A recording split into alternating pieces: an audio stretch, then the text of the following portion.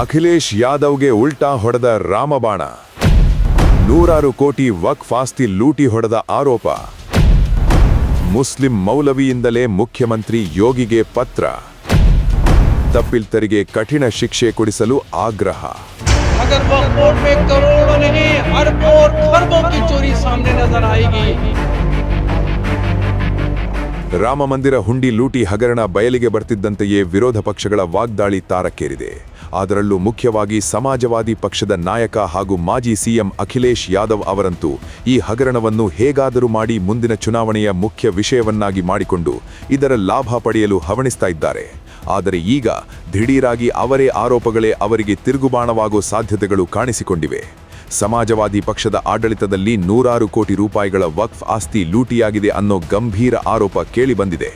ಈ ಆರೋಪ ಮಾಡಿರುವವರು ಬಿಜೆಪಿಯವರೋ ವಿಎಚ್ಪಿಯವರೋ ಅಲ್ಲ, ಬದಲಾಗಿ ಮುಸ್ಲಿಂ ಸಮಾಜದ ಒಬ್ಬ ಮೌಲಾನಾ. हमारे बुजुर्गों ने इन जमीनों को इसलिए वक्फ किया था कि इससे होने वाली आमदनी गरीब, कमजोर, लाचार, यतीम और बेवा मुसलमानों पे खर्चा की जाएगी.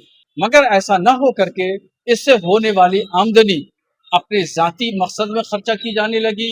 भू माफियाओं से मिल करके वक्फ की संपत्तियों को बेचा जाने लगा.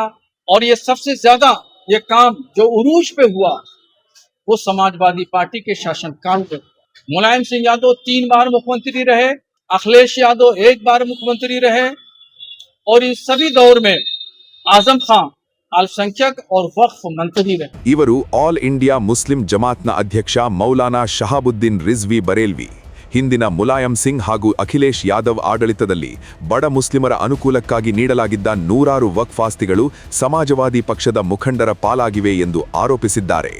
ಅಷ್ಟೇ ಅಲ್ಲ, ಈ ಸಂಬಂಧ ಸೂಕ್ತ ತನಿಖೆ ನಡೆಸಿ ಆಸ್ತಿ ಕಳ್ಳರಿಗೆ ಕಠಿಣ ಶಿಕ್ಷೆ ಕೊಡಿಸಬೇಕೆಂದು ಮುಖ್ಯಮಂತ್ರಿ ಯೋಗಿ ಆದಿತ್ಯನಾಥ್ ಅವರಿಗೆ ಪತ್ರವನ್ನು ಬರೆದಿದ್ದಾರೆ.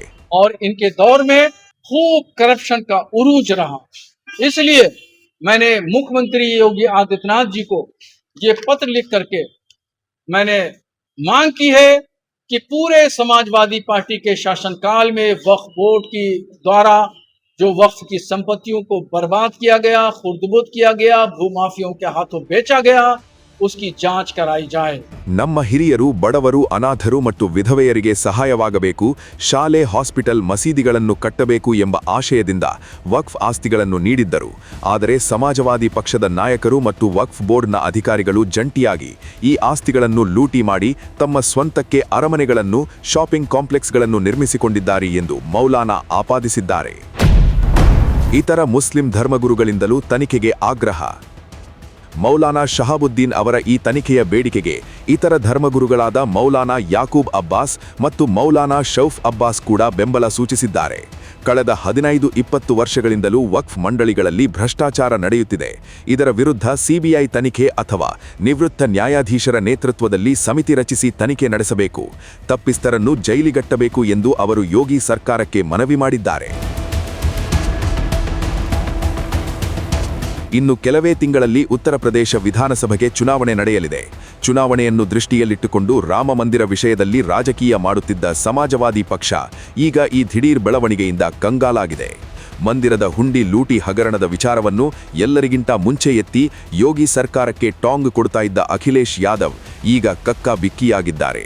ಅಟ್ಟ ಹಿಂದೂಗಳ ಮತವೂ ಬರದೆ ಇತ್ತ ಮುಸ್ಲಿಮರ ಮತವೂ ಕಳೆದು ಹೋದರೆ ಗತಿಯೇನು ಅನ್ನೋ ಚಿಂತೆ ಈಗ ಅಖಿಲೇಶ್ ಯಾದವ್ ಅನ್ನು ಕಾಡ್ತಾ ಇದೆ.